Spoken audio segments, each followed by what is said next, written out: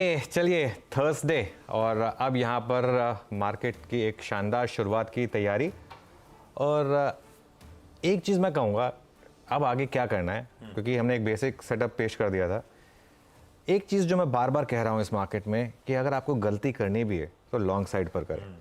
ये बात लगातार हुई है इस चैनल पर।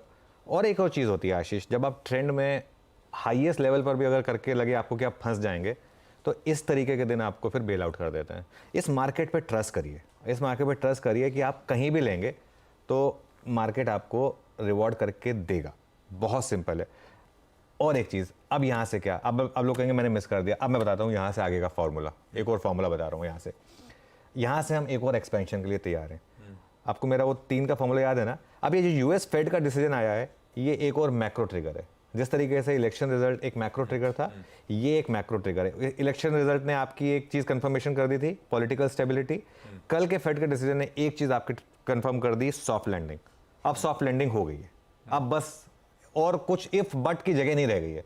अब कभी इन्फ्लेशन नंबर इधर उधर आ जाए उससे घबराने की जरूरत नहीं है। अब ये मार्केट को एक और मैक्रो फार्मूला मिल गया है। तो फिर से मेरा वो 3 दिन वाला फार्मूला, क्योंकि उसके बाद कंसोलिडेशन हो चुका है, जो हमने उस दिन भी यूज़ किया था।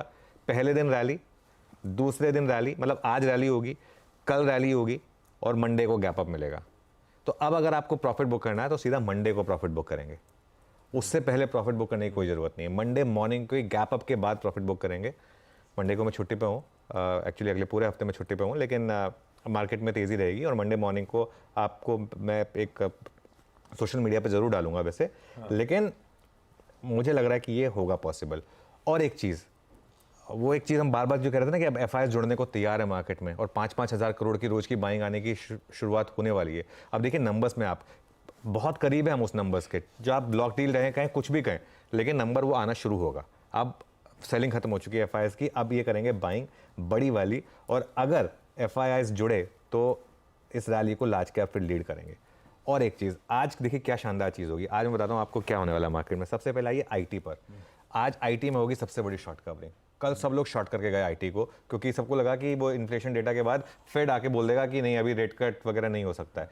आईटी के लिए सबसे बड़ा क्यू ये था ना, रिसेशन प्लस रेट कट, मतलब आप समझ लीजिए आज आईटी के बल्ले बल्ले। आज मुझे हैरानी नहीं होगी आईटी इंडेक्स 3% ऊपर चल जाए तो, इंडेक्स, फॉरगेट अबाउट स्टॉक्स।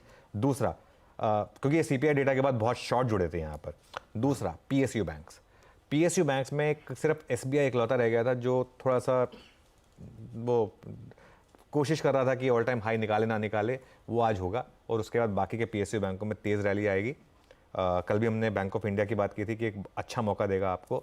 हाँ। क्यों? क्योंकि अब आरबीआई के पास कोई एक्सक्यूज नहीं बचा है रेट कट के बारे में बात ना करने का। अगली पॉलिसी में आरबीआई भी रेट कट की बात करेगा, क्योंकि फेड ने कर दी बात।